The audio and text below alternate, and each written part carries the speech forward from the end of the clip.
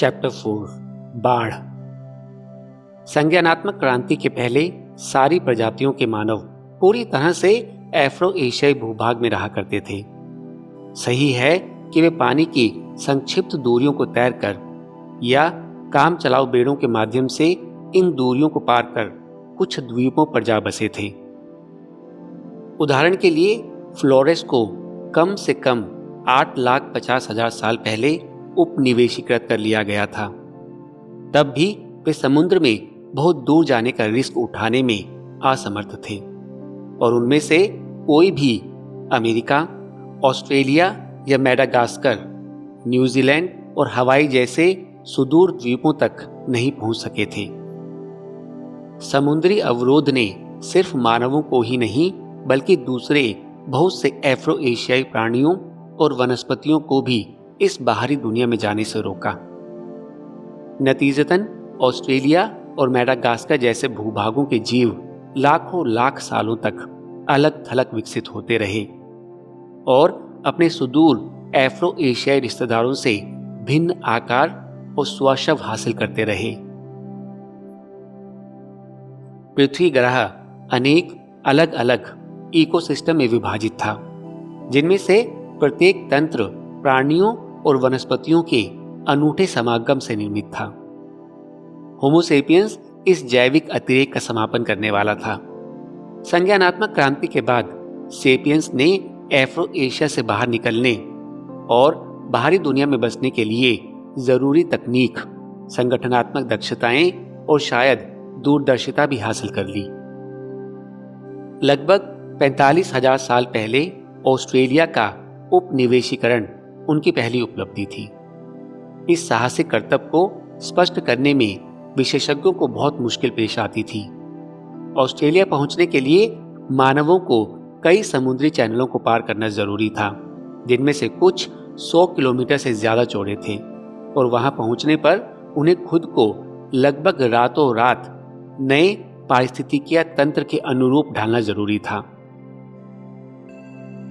सबसे ज्यादा तर्कसंगत परिकल्पना कहती है कि इंडोनेशियाई द्वीप समूह में रह रहे सेपियंस ने लगभग 45,000 साल पहले समुद्री यात्रा में दक्ष पहली मंडलियां विकसित कर ली थी। उन्होंने समुद्री जहाजों को संचालित करना सीख लिया था और वे लंबी समुद्री दूरियों के मछुआरे, व्यापारी और खोजी बन चुके थे। इस चीज ने मानवीय क्षमताओं और जीवन शैलियों में अपूर्व रूपांतरण घटित किया होगा।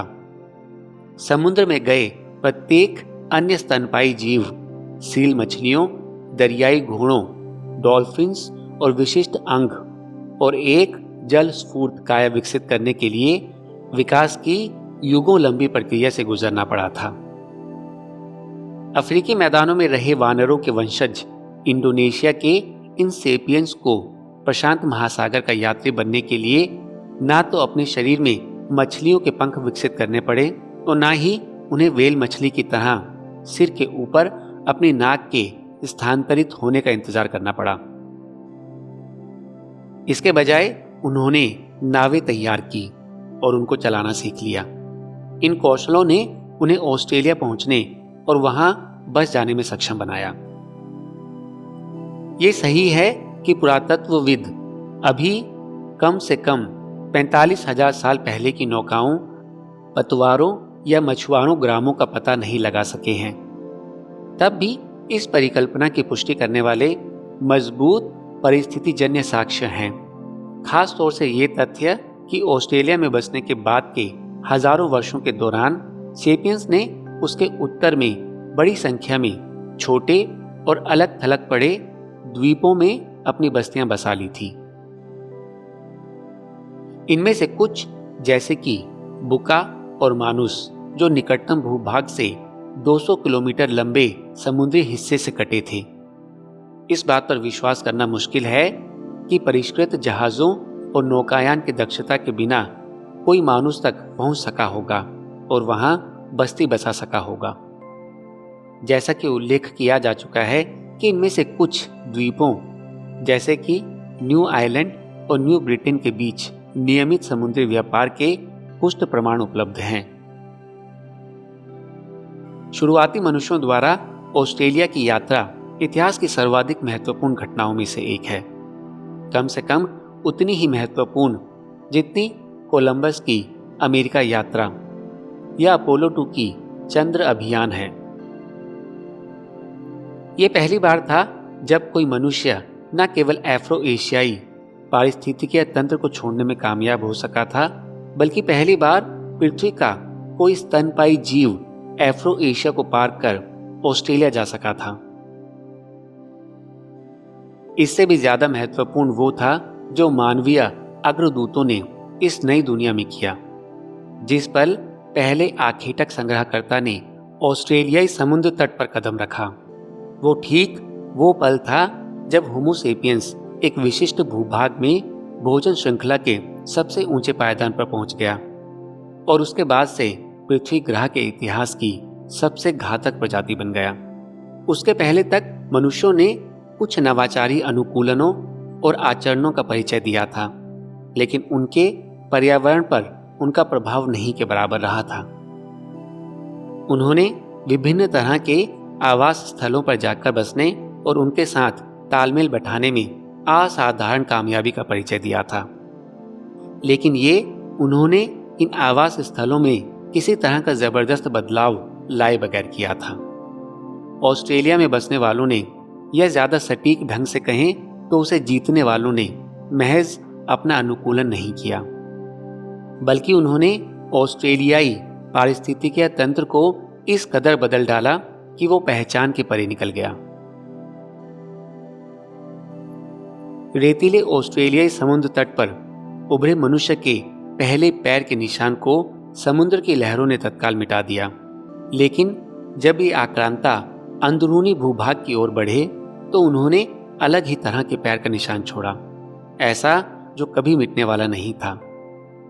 वे जैसे जैसे आगे बढ़ते गए, उनका सामना अज्ञात जंतुओं के विचित्र संसार से होता गया, जिनमें 200 किलो का 2 मीटर लंबा कंगारू और आज के समय के बाघ जितना विशाल बच्चे की थैली से युक्त वो शेर शामिल था, जो उस महाद्वीप का सबसे बड़ा परभक्षी हुआ करता था। पेड़ों के बीच सरसराते कोआला जो इतने बड़े थे कि उन्हें गले लगाकर प्यार नहीं किया जा सकता था, ना ही उन्हें क्यूट कहा जा सकता था। उस जमीन पर दौड़ते शुतुरमुर्ग से दुगने आकार के ना उड़ सकने वाले पक्षी, झाड़ियों के बीच रेंगते ड्रैगन नुमा गिरगिट और 5 मीटर लंबे सांप, जंगलों में भटकते 2.5 वजन के वोम्बेट डाइप्रोटोडॉन। पक्षियों और रेंगने वाले जंतुओं को छोड़कर ये सारे जानवर मार्सुपियल थे। कंगारुओं की तरह वे छोटे छोटे असहाय भूननुमा बच्चों को जन्म देते थे और फिर उन्हें अपने पेट की थैलियों में रखकर दूध पिलाते हुए उनका पोषण करते थे। मार्सुपियल स्तनधारी अफ्रीकी और एशियाई महाद्वीप में लगभग अज्ञात थे, लेकिन ऑस्ट्रेलिया में उनकी उपस्थिति केंद्रीय थी। कुछ हजार सालों के भीतर लगभग ये सारे विशालकाय जंतु गायब हो गए। 50 किलोग्राम या उससे ज्यादा वजन वाली 24 ऑस्ट्रेलियाई पशु प्रजातियों में से 23 प्रजातियां लुप्त हो गई। बड़ी तादाद में छोटी प्रजातियां भी गायब हो गई। समूचे ऑस्ट्रेलियाई पारिस्थितिकीय तंत्र के भीतर की खाद्य श्रृंखला टूट गई और उसने नई शक्ल ले ली। लाखों सालों के ऑस्ट्रेलियाई पारिस्थितिकीय तंत्र में आया ये सबसे बड़ा रूपांतरण था। क्या ये सारी गलती होमो सेपियंस की थी? अभियुक्त के तौर पर अपराधी कुछ अध्येता हमारी प्रजाति को निर्दोष साबित करते हुए सारा आरोप जलवायु के विचलनों के मत्थे मढ़ते हैं। तब भी इस बात पर विश्वास करना मुश्किल है कि होमो सेपियंस पूरी तरह निर्दोष था। 3 ऐसे साक्ष्य हैं जो जलवायु के बहाने को कमजोर बनाते हैं और हमारे पूर्वजों को ऑस्ट्रेलियाई विशाल जंतुओं के लोप के अपराध का जिम्मेदार ठहराते हैं। पहला, भले ही 45,000 साल पहले ऑस्ट्रेलियाई की जलवायु में परिवर्तन आया था, लेकिन ये कोई असाधारण विप्लव नहीं था। ये समझ पाना मुश्किल है कि किस तरह महज मौसम के नए सिलसिले इतने भीषण पैमाने के लोप का कारण बने होंगे। आजकल किसी भी और हर चीज को जलवायु परिवर्तन के नतीजे के रूप में देखने का ढर्रा सा बन गया है। लेकिन सच ये है कि पृथ्वी की जलवायु कभी चैन नहीं लेती, वो निरंतर बदलती रहती है। इतिहास की हर घटना किसी जलवायु परिवर्तन की पृष्ठभूमि में घटित हुई है। खास तौर से हमारा ग्रह ठंडे होने और गर्म होने के असंख्य चक्रों से गुजरा है। पिछले 10 लाख सालों के दौरान औसतन हर 1 लाख सालों में एक हिमयुग रहा है। पिछला हिमयुग 75,000 से 15,000 साल पहले तक जारी रहा था। इसके 2 शिखर काल रहे, पहला लगभग 70,000 साल पहले और दूसरा लगभग 20,000 साल पहले, जो किसी हिमयुग के संदर्भ में कोई असामान्य रूप से गंभीर घटना नहीं है। ऑस्ट्रेलिया में विशालकाय डाइप्रोटोडॉन 15 लाख साल पहले प्रकट हुआ और पिछले कम से कम 10 हिमयुगों को आसानी से झेल गया। वो कोई 70,000 साल पहले आए अंतिम हिमयुग के पहले शिखर काल के दौरान भी बचा रहा। तब फिर ये 45,000 साल पहले क्यों गायब हो गया? बेशक अगर डाइप्रोटोडॉन उस समय गायब होने वाला एकमात्र विशालकाय जंतु होता तो ये एक निरी तुक्केबाजी हो सकती थी, लेकिन डाइप्रोटोडॉन के साथ साथ ऑस्ट्रेलिया के 90% से ज्यादा विशाल जंतुओं का लोप हुआ था। साक्ष्य परिस्थितिजन्य है, लेकिन ये कल्पना करना मुश्किल है कि सेपियंस महज संयोगवश ऑस्ट्रेलिया में ठीक उस वक्त पहुंचे होंगे जब ये सारे जानवर ठंड से अकड़कर मर रहे होंगे। दूसरे, जब जलवायु परिवर्तन बड़े पैमाने पर विनाश का कारण बनता है तो समुद्री जंतु भी उसके उतने ही गंभीर रूप से शिकार होते हैं जितने थलीय निवासी होते हैं। लेकिन 45,000 साल पहले महासागरीय जीव जगत के गायब होने का कारण कोई महत्वपूर्ण साक्ष्य नहीं है। मानवीय हस्तक्षेप की इस बात को आसानी से स्पष्ट कर सकता है कि क्यों विनाश की लहर ने थलीय विशालकाय प्राणियों को मिटा दिया, जबकि पास के महासागरीय जंतुओं को बख्श दिया गया। अपनी फलती फूलती नौकायान क्षमताओं के बावजूद होमोसेपियंस थलीय स्तर पर जबरदस्त खतरा था। तीसरे, जब भी लोग बाहरी दुनिया के दूसरे हिस्से में जाकर बसे, तब खास ऑस्ट्रेलियाई तबाही से मिलते जुलते विनाश बाद की शताब्दियों में भी बार बार घटित होते रहे। इन प्रकरणों में सेपियंस का अपराध अकाट्य है। उदाहरण के लिए न्यूजीलैंड के विशालकाय जंतुओं, जिन्होंने 45,000 साल पहले के कथित जलवायु परिवर्तन को बिना किसी खरोंच के झेल लिया था, को इस द्वीप पर पहली बार मनुष्यों के कदम पड़ने के तुरंत बाद विध्वंसकारी आघात झेलने पड़े थे। न्यूजीलैंड के प्रथम उपनिवेशीवाद माओरिस इस द्वीप पर लगभग 800 साल पहले पहुंचे थे। कुछ ही सदियों के भीतर तमाम पक्षियों की 60% प्रजातियों समेत स्थानीय विशाल जंतुओं का अधिसंख्य हिस्सा लुप्त हो गया था। यही नियति आर्कटिक महासागर के रेंगल द्वीप की मैमथ प्रजाति की भी हुई। ये विशालकाय हाथी लाखों सालों तक उत्तरी गोलार्ध में फलते फूलते रहे, लेकिन जैसे ही होमोसेपियंस फैले, पहले यूरेशिया और फिर उत्तरी अमेरिका में, मैमथ अपनी जगह से चले गए। 10,000 साल के पहले का समय आते आते दुनिया में एक भी मैमथ नहीं बचा, सिवा सुदूर आर्कटिक द्वीपों, मुख्यतः रेंगल द्वीप पर बच रहे थोड़े से मैमथ के। रेंगल के मैमथ कुछ और शताब्दियों तक उन्नति करते रहे और इसके बाद जैसे ही कोई 4,000 साल पहले पहला मानव समुदाय इस द्वीप पर पहुंचा, मैमथ गायब हो गए।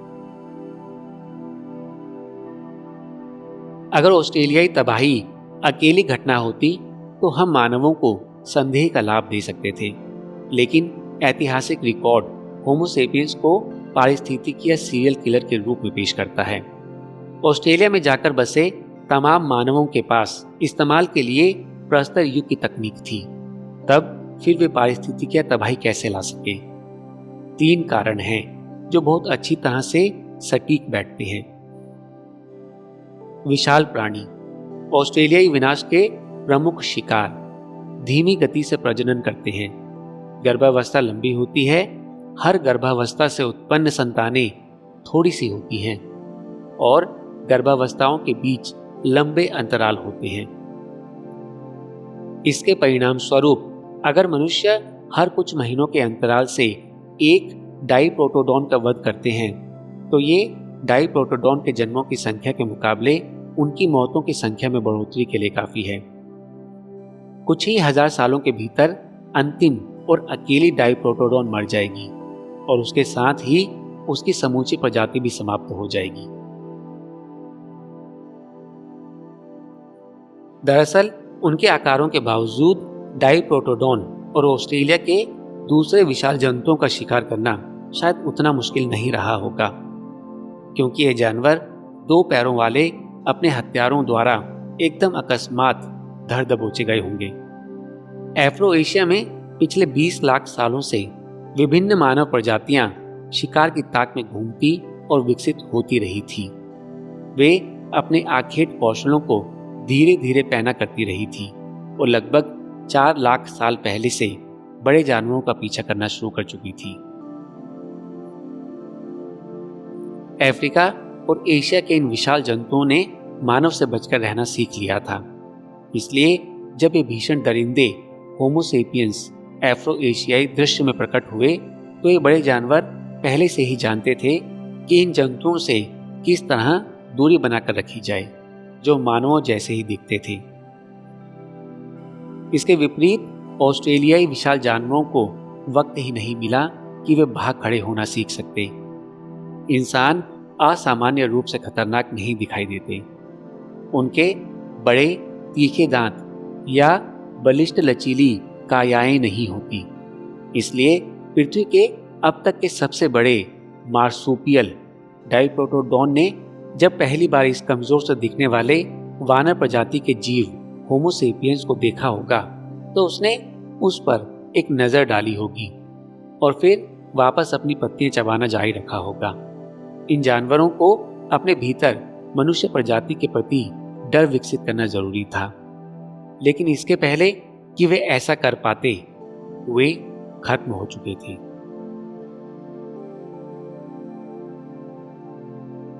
दूसरा कारण यह है कि जब तक सीपियंस ऑस्ट्रेलिया पहुंचे तब तक वे आग की खेती में महारत हासिल कर चुके थे। एक अजनबी और खतरनाक पर्यावरण का सामना करते हुए उन्होंने जानबूझकर दुर्गम और घने जंगलों को जला दिया, जिससे घास के ऐसे खुले मैदान तैयार हो सकें जो शिकारों को ज्यादा आसानी से आकर्षित करते थे और उनकी जरूरतों के मुताबिक बैठते थे। इस तरह उन्होंने कुछ ही शताब्दियों में ऑस्ट्रेलिया के बहुत बड़े हिस्से के इकोसिस्टम को बदल डाला। इस दृष्टिकोण का समर्थन करते प्रमाणों का एक निकाय जीवाश्मीकृत वनस्पतियों का रिकॉर्ड है। 45,000 साल पहले ऑस्ट्रेलिया में यूकेलिप्टस वृक्ष बहुत दुर्लभ हुआ करते थे, लेकिन होमो सेपियंस के आगमन ने इस प्रजाति के स्वर्ण युग की शुरुआत की। चूंकि यूकेलिप्टस आग के प्रति विशेष प्रतिरोध बरतते हैं, इसलिए वे दूर दूर तक और व्यापक रूप से फैलते गए और दूसरे वृक्ष और झाड़ियां गायब होते गए। वनस्पति की दुनिया में आए इन बदलावों ने शाकाहारी जानवरों तथा उन मांसाहारी जानवरों को प्रभावित किया जो शाकाहारी जानवरों को खाते थे। पूरी तरह यूकेलिप्टस की पत्तियों पर गुजारा करने वाले कोआला इन नए इलाकों में सुखपूर्वक चरते रहे। दूसरे ज्यादातर जानवरों को भारी तकलीफें उठानी पड़ी। ऑस्ट्रेलिया की बहुत सी खाद्य श्रृंखलाएं ध्वस्त हो गई, जिसके नतीजे में इस श्रृंखला की सबसे कमजोर कड़ियां लोप का शिकार हो गई। तीसरा कारण इस बात पर सहमति है कि आखेट और आग की खेती ने जानवरों के विनाश में महत्वपूर्ण भूमिका निभाई, लेकिन वो इस बात पर जोर देती है कि हम जलवायु की भूमिका को पूरी तरह से नजरअंदाज नहीं कर सकते। लगभग 45,000 साल पहले जिन जलवायु परिवर्तनों ने ऑस्ट्रेलिया को आक्रांता किया, उन्हीं ने इकोसिस्टम को अस्थिर कर दिया और उसे विशेष रूप से कमजोर और असुरक्षित बना दिया। सामान्य परिस्थितियों में ये तंत्र शायद संभल गया होता, जैसा कि पहले कई बार हो चुका था, लेकिन तभी ठीक इस संकट की घड़ी में मनुष्य मंच पर प्रकट हुए और उन्होंने इस नाजुक इकोसिस्टम को गर्त में धकेल दिया। जलवायु परिवर्तन के साथ मनुष्य द्वारा शिकार किए जाने का संयोग बड़े प्राणियों के लिए खास तौर से विनाशकारी होता है, क्योंकि ये उन पर अलग अलग कोणों से प्रहार करता है। जीवित बचे रहने की ऐसी अच्छी रणनीति खोजना मुश्किल है जो एक साथ अनेक संकटों का मुकाबला करने में काम आ सके। बिना अगले साक्ष्य के इन तीनों परिदृश्यों के बीच चयन करना मुश्किल है, लेकिन इस बात पर विश्वास करने के पर्याप्त कारण हैं कि अगर होमो सेपियंस ऑस्ट्रेलिया ना गए होते तो वो भूभाग मार्सुपियल शेरों, डाइप्रोटोडियनों और विशालकाय कंगारुओं का घर होता। स्लॉथ का अंत। ऑस्ट्रेलियाई विशाल जंतुओं का लोप शायद वो पहला महत्वपूर्ण निशान है जो होमो सेपियंस ने हमारे ग्रह पर छोड़ा। इसके बाद एक इससे भी बड़ा पारिस्थितिकीय विनाश हुआ, जो इस बार अमेरिका में हुआ। होमो सेपियंस पश्चिमी गोलार्ध के भूभाग में पहुंचने वाली पहली और एकमात्र प्रजाति थी जो लगभग 16,000 साल पहले यानी ईसवी सदी के 14,000 साल पहले वहां पहुंची। पहले अमेरिकी पैदल चलकर पहुंचे थे। ऐसा वे इसलिए कर सके क्योंकि समुद्र के जलस्तर उस समय इतने नीचे थे कि एक जमीनी पुल उत्तर पूर्वी साइबेरिया और उत्तर पश्चिमी अलास्का को जोड़ता था। ऐसा नहीं कि ये आसान था, यात्रा दुष्कर थी, शायद ऑस्ट्रेलिया जाने वाले समुद्री मार्ग से ज्यादा कठिन। इस मार्ग को पार करने के लिए सेपियंस को सबसे पहले उस उत्तर साइबेरिया की चरम आर्कटिक परिस्थितियों का सामना करना सीखना जरूरी था, जहां जाड़ों में सूरज के दर्शन कभी नहीं होते और जहां तापमान 0 से 50 डिग्री सेल्सियस नीचे तक गिर जाता है। कोई भी पिछली मानव प्रजाति उत्तरी साइबेरिया जैसी जगहों को नहीं भेज सकी थी। यहां तक कि ठंड से अनुकूलित निएंडरथल्स ने भी अपने को अपेक्षाकृत गर्म और सुदूर दक्षिणी इलाकों तक ही सीमित रखा था, लेकिन होमो सेपियंस ने बहुत ही चालाकी भरे समाधान ढूंढ निकाले। हालांकि उनके शरीर बर्फानी भूभागों के बजाय अफ्रीकी मैदानों में रहने के अनुकूल ढले हुए थे। जब सेपियंस के घुमंतु समूह अपेक्षाकृत ठंडे वातावरण में जाकर रहने लगे तो उन्होंने बर्फ में पहने जाने वाले जूते और जानवरों के फरों और छालों के गर्म कपड़े बनाना सीख लिया, जिन्हें सुइयों की मदद से कसकर सिल दिया जाता था। उन्होंने नई हथियार और शिकार करने की परिष्कृत तकनीकें विकसित कर ली, जिन्होंने उन्हें सुदूर उत्तर के मैमथ और अन्य बड़े शिकारों को मारने में सक्षम बनाया। जैसे जैसे सेपियंस की गर्म पोशाकें और शिकार तकनीकें बेहतर होती गई, वैसे वैसे वे बर्फ से जमे हुए इलाकों में ज्यादा से ज्यादा गहरे धंसते चले जाने का दुस्साहसिक जोखिम उठाते गए। और जैसे जैसे वे उत्तर की ओर बढ़ते गए, उनकी पोशाकें, शिकार की रणनीतियां और जीवित बने रहने की दूसरी युक्तियां लगातार बेहतर होती गई। लेकिन वे कष्ट क्यों उठा रहे थे? आखिर उन्होंने खुद को साइबेरिया में निर्वासित करने का चयन क्यों किया? शायद कुछ समूह युद्धों, जनसंख्या संबंधी दबावों या कुदरती आपदाओं की वजह से उत्तर की ओर भागने को विवश हुए। दूसरे समूह शायद जानवरों के प्रोटीन जैसी ज्यादा सकारात्मक वजहों से उत्तर की ओर आकर्षित हुए हों। आर्कटिक भूभाग रेडियर और मैमथ जैसे विशाल और रसीले जानवरों से भरा हुआ था।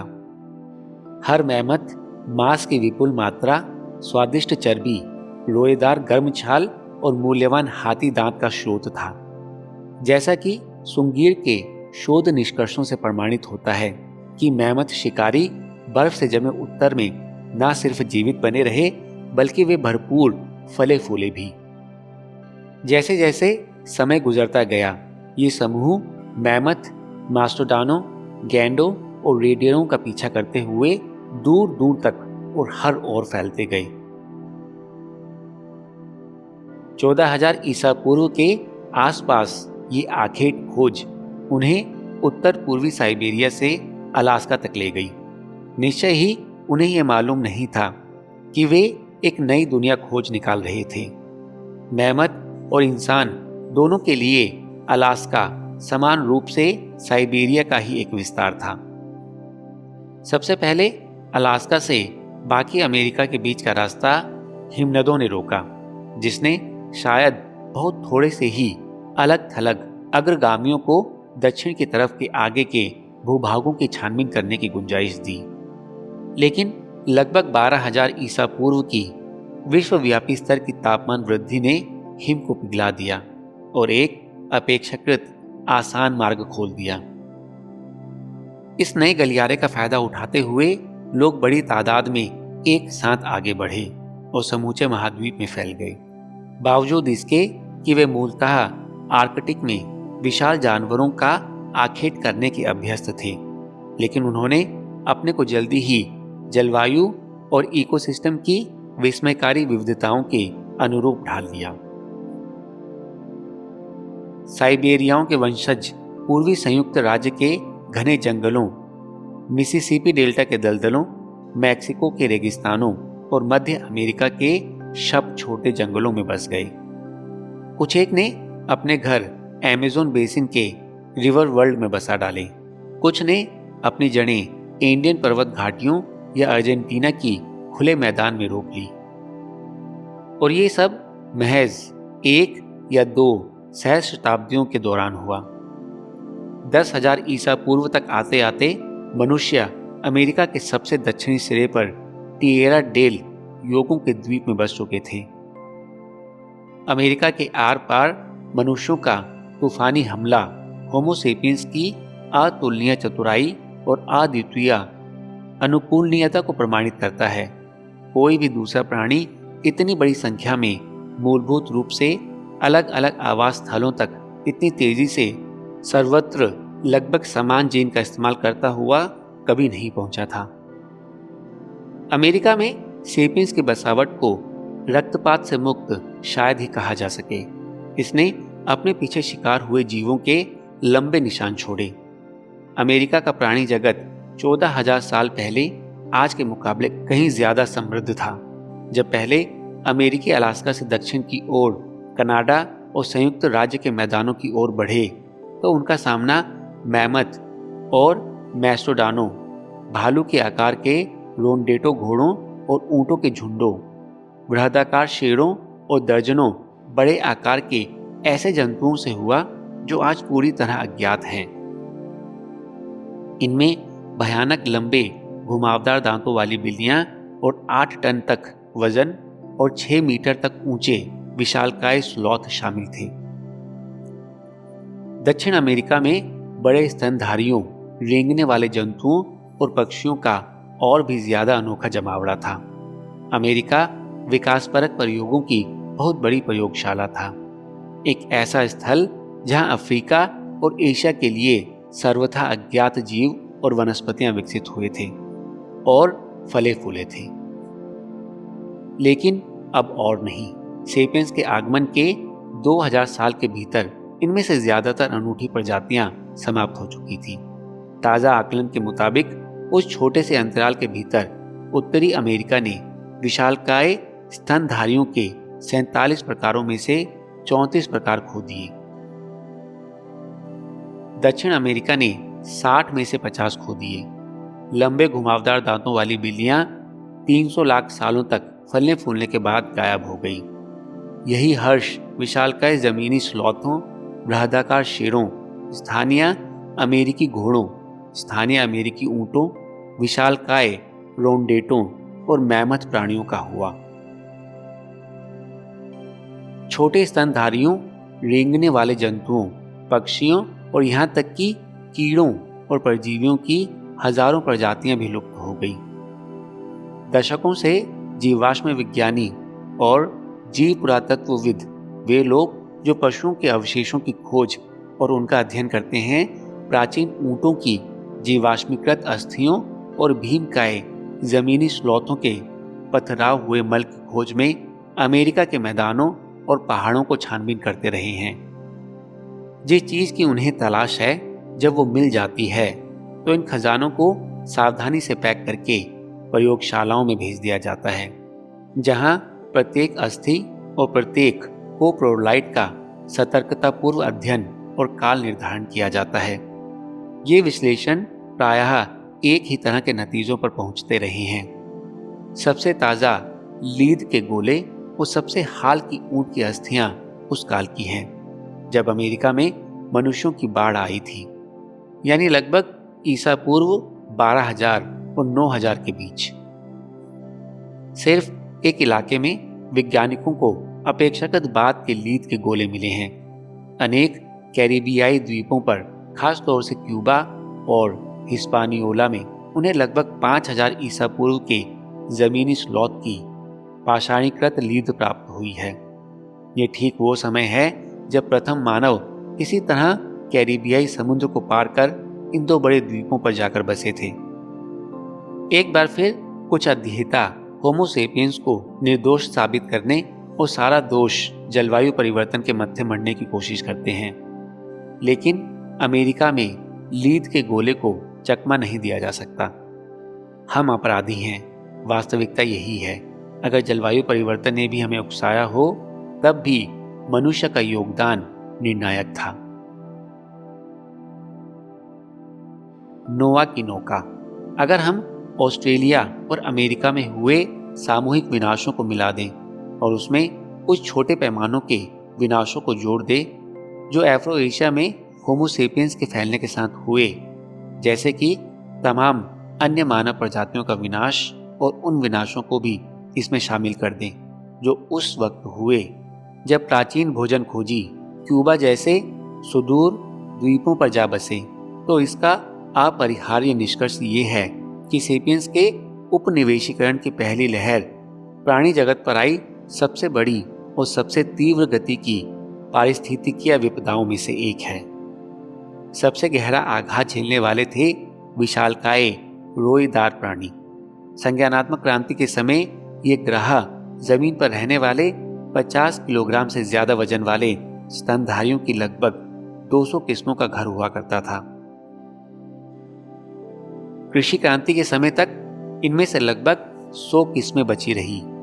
मनुष्यों द्वारा पहिए, लेखन कला या लोहे के औजारों का आविष्कार किए जाने के बहुत पहले होमो सेपियंस ने ग्रह के लगभग आधे विशाल पशुओं को विनाश की ओर धकेल दिया था।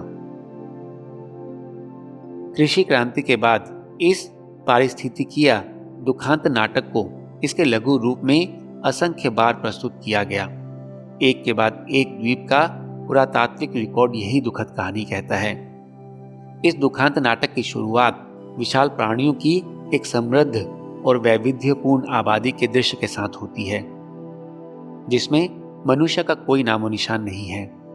दूसरे दृश्य में एक मानवीय अस्थि, एक भाले की नोक या शायद बर्तन के किसी टूटे टुकड़े के साक्ष्य के रूप में सेपियंस प्रकट होते हैं। तीसरा दृश्य इसके तुरंत बाद आता है, जिसमें मर्द और औरतें मंच को घेरे होते हैं और अनेक छोटे प्राणियों के साथ साथ ज्यादातर बड़े प्राणी मंच से गायब हो चुके होते हैं। अफ्रीका के मुख्य भूभाग से लगभग 400 किलोमीटर पूर्व में स्थित मेडागास्कर का बड़ा द्वीप एक प्रसिद्ध उदाहरण पेश करता है। लाखों सालों तक अलग थलग बने रहे इस द्वीप पर प्राणियों का एक अनूठा समूह विकसित हुआ। इन प्राणियों में गज पक्षी नामक 3 मीटर ऊंचा और लगभग आधे टन वजन वाला उड़ने में असमर्थ एक प्राणी, दुनिया का सबसे बड़ा पक्षी और भूमंडल के सबसे बड़े वानर भीमकाय लेमर शामिल थे। मेडागास्कर के ज्यादातर अन्य बड़े प्राणियों के साथ साथ ये गज पक्षी और भीमकाय लेमर 1500 साल पहले सहसा गायब हो गए, ठीक तब जब प्रथम मानवों ने इस द्वीप पर अपने कदम रखे। प्रशांत महासागर में विनाश की पहली लहर की शुरुआत लगभग 1500 ईसा पूर्व में हुई, जब पोलिनेशियाई कृषक सोलोमन द्वीपों, फिजी और न्यू कैलेडोनिया में आकर बस गए। उन्होंने प्रत्यक्ष या परोक्ष ढंग से पक्षियों, कीड़ों, घोंघों और दूसरे स्थानीय बाशिंदों की सैकड़ों प्रजातियों को मार डाला। वहां से विनाश की ये लहर सामोआ और टोंगा के अनूठे प्राणी जगत का सफाया करती हुई धीरे धीरे प्रशांत महासागर के मध्य में पूर्व, दक्षिण और उत्तर की तरफ मार्क्वेस द्वीप और अंत में न्यूजीलैंड की ओर बढ़ी। ऐसी ही पारिस्थितिकीय तबाहियां उन हजारों द्वीपों में से प्रत्येक द्वीप पर घटित हुई जो अटलांटिक महासागर, हिंद महासागर, आर्कटिक महासागर और भूमध्य सागर में बिखरे हुए हैं।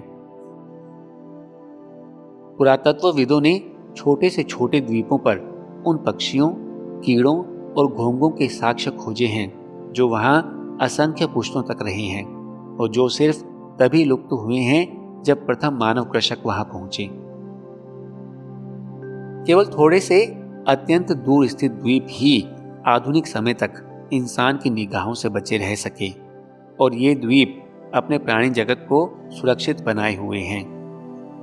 एक प्रसिद्ध उदाहरण लें तो गालापागोस द्वीप 19वीं सदी तक मनुष्यों की बसावट से मुक्त रहे और इस तरह अपने प्राणी समूह को बचाए रख सके, जिसमें उनका वो विशालकाय कछुआ भी शामिल है जो प्राचीन डाइप्रोटोडोनों की तरह ही मनुष्यों से डरने का कोई संकेत नहीं देता। विनाश की पहली लहर भोजन खोजों के प्रसार के साथ साथ आई थी।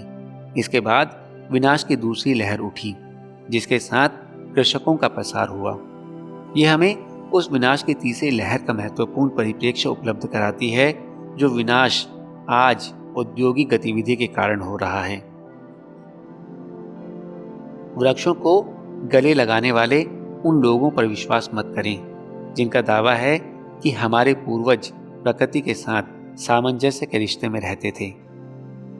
औद्योगिक क्रांति के बहुत पहले होमो सेपियंस का समूचे जीव जगत के बीच ज्यादातर वनस्पतियों और जीव प्रजातियों को उनके विनाश की ओर धकेलने का कीर्तिमान रहा है। जीव विज्ञान के ऐतिहासिक अभिलेखागार में हम सर्वाधिक विध्वंसकारी प्रजाति होने की संदिग्ध पहचान रखते हैं।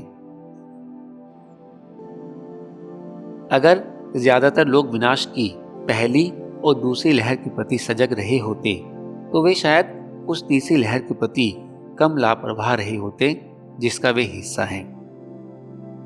अगर हम जानते होते कि हमने कितनी प्रजातियों को पहले ही जड़ से उखाड़ दिया है तो हम उन प्रजातियों को बचाने के लिए ज्यादा प्रेरित होते जो अभी भी बची हैं। ये बात खास तौर से महासागरों के विशाल प्राणियों के संदर्भ में प्रासंगिक है। इन विशाल समुद्री प्राणियों ने अपने जमीनी जोड़ीदारों से भिन्न संज्ञानात्मक और कृषि क्रांतियों से अपेक्षाकृत कम कष्ट झेला है, लेकिन आज इनमें से कई प्राणी औद्योगिक प्रदूषण और समुद्री संसाधनों के अतिरेकपूर्ण मानवीय इस्तेमाल के परिणाम स्वरूप विलुप्त होने के कगार पर हैं। अगर हालात मौजूदा रफ्तार से जारी रहे तो पूरी संभावना है कि व्हेल, शार्क, ट्यूना और डॉल्फिन गुमनामी के उसी गर्त में चले जाएंगे जिसमें डाइप्रोटोडॉन, जमीनी स्लॉथ और मैमथ चले गए हैं। इस इंसानी प्रलय से दुनिया के बड़े जीवों के बीच जो एकमात्र जीव बचे रह जाएंगे वे स्वयं इंसान होंगे और वे बाड़े के जानवर होंगे जो नोआ की नौका में अर्दली की भूमिका निभाते हैं। भाग 2 कृषि क्रांति।